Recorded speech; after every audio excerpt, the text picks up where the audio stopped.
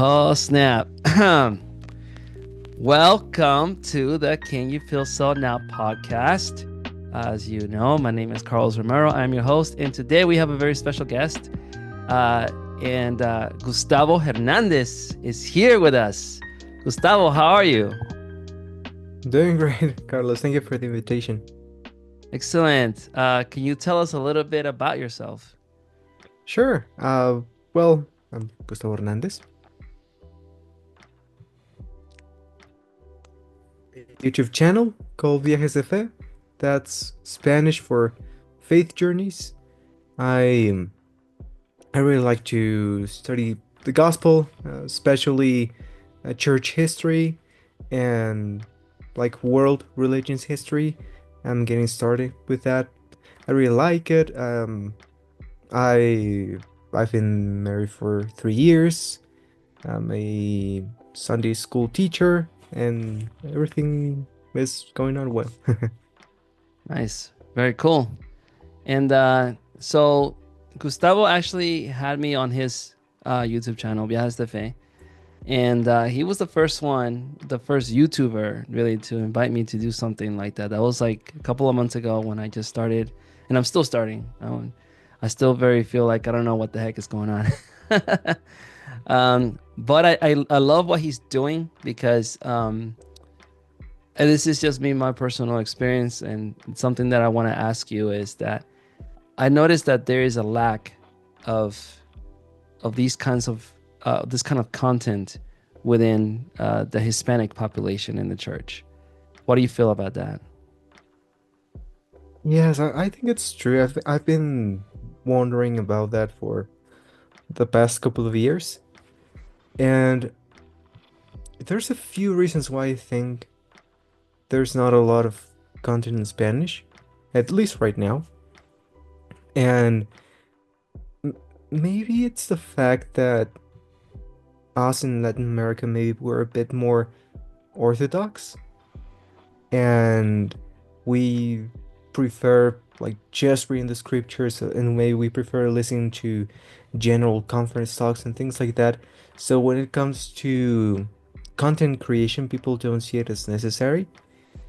And when it comes to maybe church history topics, maybe tackling some controversies and things like that, um, people are really iffy on that. They don't feel comfortable talking about certain subjects. And most of the religious crowd is older. There are not many people my age very interested in religion. So it's the older generations. And, well, they don't really use social media or watch YouTube and things like that. So I think those are some of the reasons why. In the past 4 years, there's been uh, some effort to create content in Spanish. Most of it, I would say like 95% is come follow me videos. And the rest um, does some sort of apologetics, or there are a few channels that just debunk some ex-Mormon channels in Spanish, but it's just back and forth and back and forth, and it's not really fun. But that's that's what we're doing right now when it comes to content creation. More and more people are slowly uh, creating new channels, creating new videos. There's a couple of people that just created channels and they have good equipment. They are covering some similar topics and then the ones I'm covering on the channel. But yes, I maybe I don't have a very clear answer, but I think that it's because maybe the young generation is not as involved as they are in the US. Hmm, interesting. Do you feel that that is just like in Mexico, or is that all across like Latin America um, I think it's Latin America. Uh, I have altogether? a I have a friend. He's been on the channel a couple of times. He's from Peru, and he says the same. It's the same. over there. That's interesting. Uh, it seems that there's like a huge difference of priorities within the cultures, you know, and maybe I'm not sure. That's an interesting phenomenon. But what I have noticed a lot of new channels popping up, I guess, in my feed that I find very interesting. And then the latest one that I saw that I like is Canal La Manita. I don't know if you've heard of it. You probably have. Yes, I haven't seen any of their videos, but I know that there's Canal La Manita. Yeah, and they actually go into like deep stuff, you know. They actually make a lot of effort into their videos because it's one of those like channels where you don't see somebody's face, but rather they do like a lot of graphics and everything else, and something like that involves a lot of editing and stuff, and that has to take a lot of work. But I noticed that they also work as a team, you know, and you know, I think that that's something that we have to move towards because I've noticed that there's like a wave of content creation within the LDS space, and that's good. You know, I think as time goes by, it's gonna be better. Um, but then, you know, in that, let's see, what do you think that we need to do as active online missionaries? Because that's what we are essentially, right? To help members feel more comfortable sharing their testimonies online, because it seems like, especially for the youth, like, what do you think that is that is necessary to do from your perspective? Yes, and well, maybe this is just my opinion. This is just my experience. I'm not sure if it's the best piece of advice I have, but um, this reminds me of when I was a missionary. And for me, being a missionary was really stressful. Uh, I ended up going home early due to some mental health concerns. But I remember that every day, every conversation I had, and every time I I called someone, it was during the pandemic.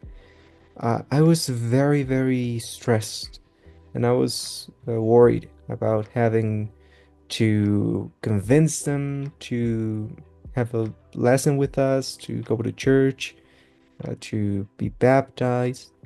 And I was always very worried about getting them to hear, or worrying about what I was going to say, or worrying if they wanted to Bible bash or things like that. I was so concerned about those things that I wasn't really thinking about anything else, anything that came from either inspiration or the Holy Ghost or anything like that. I wasn't really worried about that. But once I came back home, I was able to, by being back home, and now as I'm starting the channel, I realized that I did enjoy sharing the gospel. I do.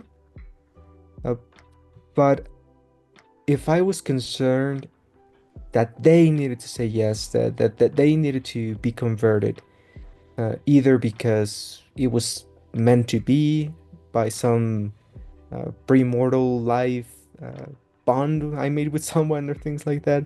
Mhm. Like I was very stressed about that, and I realized that if I just focused on sharing what makes me happy, then uh, I could have meaningful conversations with other people because I wasn't stressed out about fate or about uh, getting someone to go to church. Because I mean, I do that. I invite people, but I wasn't worried uh, that if I failed, it was like the end of the world or things like that. And the second thing that helped me is that I I started to ask myself why why do you believe this is the Church of Jesus Christ? Why do you believe uh, the answers you've received come from the Holy Ghost? And I just started asking myself those questions. Not because I wanted to really doubt, but just because I wanted to understand my own relationship with God, with religion. And once I understood that, it was easier, and I felt happier sharing with others my testimony, my experiences, or uh, talk about the Book of Mormon or things like that. So, sorry for the long-winded answer, but it's basically um, understanding my own relationship with God and the gospel, and focusing on sharing and not worrying if it's going to become a missionary appointment, or worry if that person's going to say yes to them. I said the times that I don't worry about those things work out, and when I worry, they don't usually work out. It seems that the solution to your anxiety was understanding doctrine better, because it seems like some of the things that were bothering you were, um, I don't know how to say it. I guess tropes and or ideas that weren't really doctrinally sound, like the whole premortal thing that you said, right? So it's this idea that like before we came to this life, we made friends or whatever, and that we promised each other that we were gonna find each other. Um, I don't know how true that is. In fact, I personally don't believe that. But that's something that has also helped me increase in my testimony is weeding out many of the, I will say, myths and within the Church of Jesus, within the Church of Jesus Christ of Latter-day Saints, we have our own folklore that many times we confuse with actual doctrine, you know. And I think that in Preach My Gospel, there's a section, um, there's a little like a small little section, a little quote from Boyd K. Packer that says something like, um, and I'm gonna paraphrase what I'm gonna say, but basically it says, if you understand the doctrine is going to help you change faster than the study of behavior will change behavior. You know what I mean? And it seems that after your mission, you took the time to slow down to understand better the doctrine of the church and your relationship with Christ. And then you were able to move forward and share with more ease. And am I correct in my assessment? Yeah, I think that's a fair assessment. Yeah, because I've seen some of the videos that you make, and some of them are very time consuming. And it takes, I think, a specific amount of conviction to, spend time, because I think the most precious thing that we have is our time, to actually spend that time and actually invite people in and talk about these topics, which I think are very important to talk about, especially because you dive into like the very hard topics that nobody wants to talk about, like you mentioned, right? You had me on to talk about race in the priesthood, and it's important that everybody kind of, you know, lose that fear of talking about those things, because the church is either true or it isn't, right? And so I think that kind of goes with one of the other questions that I wanted to ask you is, in order to help people lose that fear, what do you think we can do to help promote sharing more of the actual true doctrine instead of opinion or folklore? Yes, uh, I think that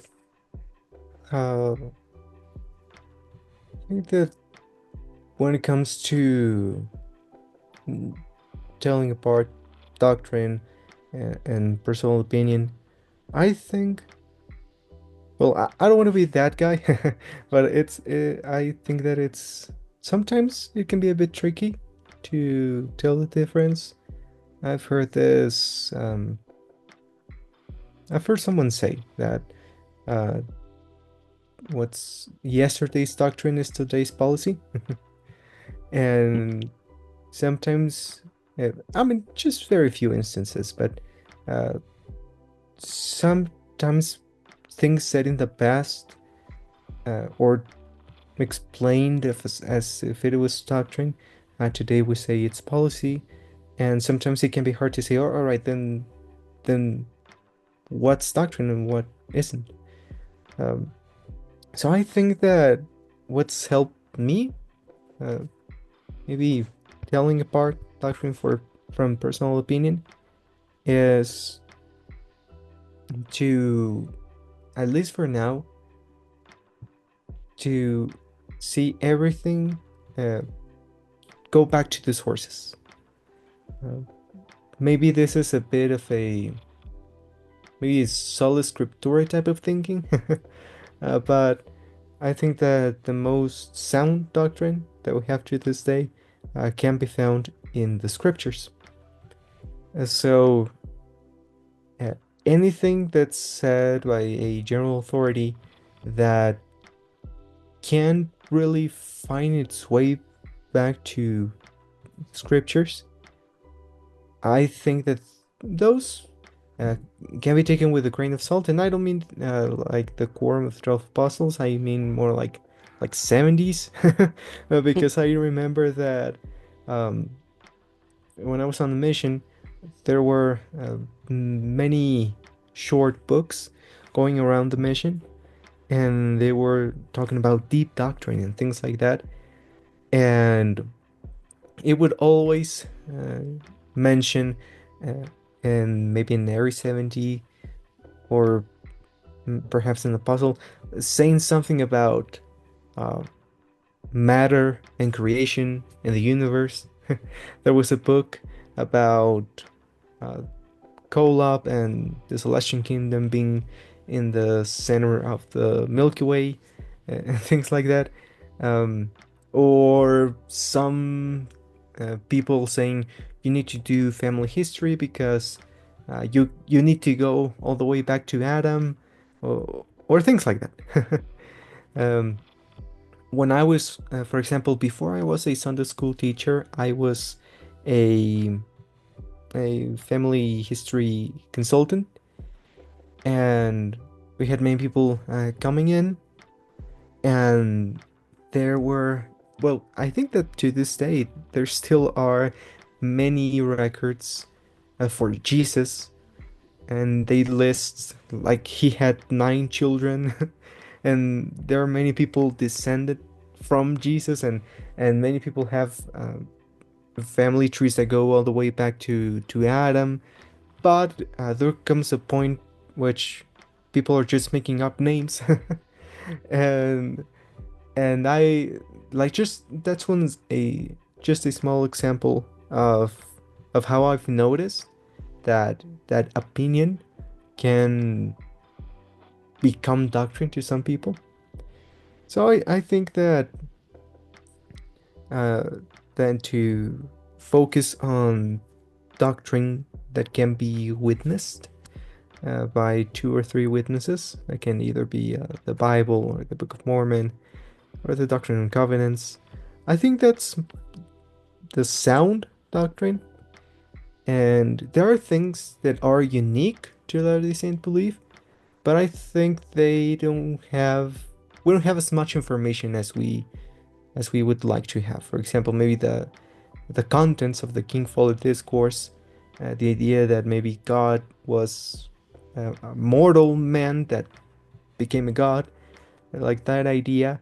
Uh, I mean, if, if that's true, then I have no idea how that happened. I don't know any of. I don't know if there's, what's this question? An eternal regression. Yeah. Like I don't know. Uh, I don't have much information on that. So I think that we can focus on what we know, and we can also understand the limits of our understanding, and just be open to receiving more light and knowledge. Yeah, I like that take on it. I think that it's important to stick to what you know for sure, like that is, uh, that's kind of like very foundational to our beliefs. Mainly that Jesus is the Christ, and things like the first vision and the Book of Mormon, like you said. I think is a I really like this one verse in Doctrine and Covenants, section 19. I forgot the verse, but it's the Lord telling, I think Joseph, and it's like, teach nothing but repentance unto these people. There's a reason why uh, the doctrine of Christ is so important when it comes to understanding our relationship with God. Because if we put that at the core, right, um, it will make a lot of things a lot easier, I think, to digest and to kind of wrestle with as you like move forward. For example, like the whole, uh, what is it, King Fog Discord thing.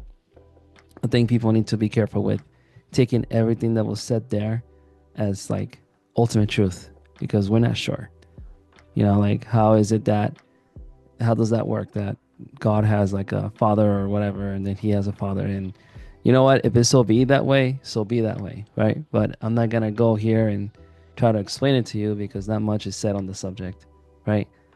Um, and I do like the idea of just focus, not just focusing on, but mainly focusing on the things that perhaps will bring us closer to God. And you know that because as I've looked into church history, many things have been said, that were labeled as doctrine, but were not true. And as a black lad, they say the main one that comes to my mind is the curse of Cain, right? That was not a thing, but it was treated as it was a thing. But what has helped me personally is uh, sticking to, well, focusing more on the five principles of the gospel, you know, more than anything, so that way I can build that relationship with Christ. And then understanding better the plan of salvation helps me a lot. You know what I mean? Um, to what we know has been revealed through revelation, as far as we know, like in the Doctrine of Covenants and so forth. And I think that everywhere, I think like as you expand further outward, that's when you need to take it with a grain of salt, you know? Um, and what do you think about that? Is that like a fair assessment of what you're trying to say, or? Yes, yes, and I don't want to sound like too orthodox, uh, um, because, uh, well, just to do a very brief recap to anyone who's listening, I had a faith crisis when I was younger, and it was mainly on church history. And now that it's been years since that happened, but I read the CS letter. I I spend a lot of time on the ex-Mormon Reddit. Um, and I was always like just trying to find answers. And when I remember that I tried to ask my branch president back then about the information I was reading online, and I always got two sorts of answers. One was uh like that's a lie, but that's they if I got that and response was on any topic, regardless of whether it was true or not. And on the other hand, I got the answer I got was like, don't focus on that, focus on Christ. And I found value in that. I think ultimately that's what guides my life. But back then, I I couldn't just like throw, I don't know, the Mountain Meadows massacre at the back of my mind and forget about it. Like I did need some sort of answer, some sort of way to understand that. So what I mean is that I don't want to pretend those things aren't a problem or that anyone having problems should pretend those aren't a problem. Um, so I guess I'm still trying to find a balance of addressing those things and keeping Christ at the center. So yeah, I think that ultimately, what guides our lives is the gospel of Jesus Christ, and the Latter-day Saints. uh, Um, our activity in that is sort of interwoven with uh, the presence of the church and the people in the past. I think that when we address those things, I mean, because it's good and bad, it's not just bad as some people paint it out to be. I think those things create a sense of community between Latter-day Saints, because maybe we're not blood related, and maybe some people have been generations deep in the church and some people just got baptized. But I think, like, the stories from the early saints, from the early apostles, can create a sense of community and a community trust and love for the Savior. And the personal study of the Book of Mormon, things like that, can bring us, like, individually closer to Christ. So I think it's a good combination, but I just wanted to include that. Yeah, that's very important. Because I want to also kind of add to that, because it's important to keep the core doctrine of Christ at the heart, right? Because if you do that, and you then venture out into the darker parts of the history of the church, for example, right? Uh, it will then shift, and this is what I have done for me at least, because as I've dove deep into like the hard questions, as people have called it, right? Because they are difficult to answer. There's wrestling involved, with the spirit and so forth. It has allowed me to have a better view of, let's say, what is an actual prophet. It has allowed me to have a better view of what is the actual church. It has allowed me to have a better view of what is our purpose, and uh, how far does God allow us to uh, make mistakes. And that's important, because once I see it, that a lot of people that leave the church, they completely throw out Jesus Christ and God and just focus on the negative aspects of the history of the church, right? And I asked myself, well, what about God? What about perhaps certain spiritual moments in which you had with the scriptures and prayer? I know that you've had something. You've had to feel something, or at least, what about the fruits of the gospel? You know, it's like you cannot just simply ignore the bad stuff, right? You need to engage with it in order for you to have a better understanding of what the reality is. But at the same time, as you engage with the hard truths, I don't think is healthy for you spiritually and perhaps mentally, and in other ways, to just throw out all of the good things. It's like you said, there's like a balance. You know what I mean? And I think that this online preaching of the gospel, it has allowed people to find many spaces, perhaps, not perhaps, but that, yeah, it has allowed many people to find many spaces in which a balance can be found. And that's what I see in channels like yours, Saints Unscripted, for example, the Stick of Joseph. That's another one that's a pretty good one. And many others out there that I like to listen to people's experiences, that have people that go through these faith crises, and then they leave, and then they go through this journey, and then many of them thankfully come back. You know what I mean? And so that I see that that's a huge positive, that's a positive thing, to engage the dark sides of the history of the church. And I agree with you. I don't think it's that much in comparison to like the whole, right? Because if the church was so evil as some people may say it is, where I don't even believe that we would have gone this far. I do believe that in general, the church is a global force for good. You know what I mean? Um, and so, I think with that, like the last question that I have for you is, what are the positive impacts that you have seen um, because of the work that you have done and others have done within this space? Well, I think that the first fruit I've seen from content like this was in my own experience when I was having uh, these questions and I was wondering if I really believed anymore. I couldn't find any faithful answers online to the specific questions I had.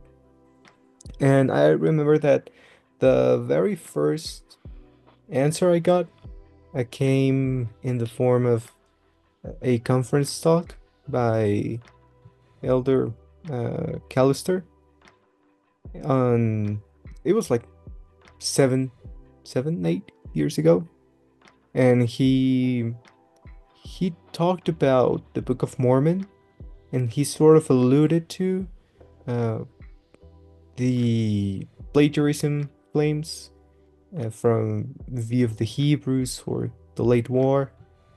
And I remember that I got excited to hear uh, a faithful member talk about those things. It really got me excited. And then, not too long after, I found Saints Unscripted, uh, or Three Mormons, as it was known back then. And it really helped me, just to know that someone knew about these questions or about these topics. And the mere fact that someone talked about that, it made me feel very, very secure, very, you know, I felt peace that I could continue to try to find answers, like I was not alone in a sense. And to this day, I think that that's what's helped me the most, uh, and not so much the actual answers or the actual explanations for certain things. They have helped me, uh, but I sometimes disagree or sometimes I see things differently. Uh, but I don't worry too much about that. I I think that the sense of community that comes from acknowledging each other, and well, in this case, like I tend to focus more on questions I had a few years ago. Um, but uh, this applies to all sorts of LDS content creation. I think that the fact that we acknowledge each other. Today we had the fast and testimony meeting. I think that's a great opportunity to say, uh, to maybe just uh, walk up and say, "Hey guys, it's been a tough month, but I'm still here. I'm with you, and we're in this together." So I think that online content creation is taking that sentiment and just share it and spread it uh, nationwide or worldwide. So I think that's a great fruit from content creation, because I mean, and it's very easy to get it wrong. It's very easy to have the Mesoamerican model guys insult the Heartland guys. It's very easy to try to debate uh, if Joseph Smith practiced polygamy or not. I've been those, yeah, good questions, but I don't think it's important to fight over it or, like create an us versus them mentality. So I think that we should see each other as allies, regardless of where we stand on things like that. Like you said, if we focus on doctrine, then we'll understand the some things are just up to interpretation, and we won't stress out too much about those things. So yes, I think that if we see each other as allies, um, then we can simply make sure that people feel heard. Thank you so much for saying that. I've noticed that as more content creation on the LDS side it comes out, about there's a lot more contention about things that just really don't matter at the end of the day, like the rock in the stone, like the seer stone. That's one of the things that I'm like, why are we fighting over this? I think that moving forward, we really gotta be careful with why are we making content in the first place? Is it to build the kingdom, or is it to argue amongst ourselves? And so, but anyways, that's all the time that we're gonna take today. Thank you so much, Gustavo, for coming over and sharing your thoughts on missionary work within the online space.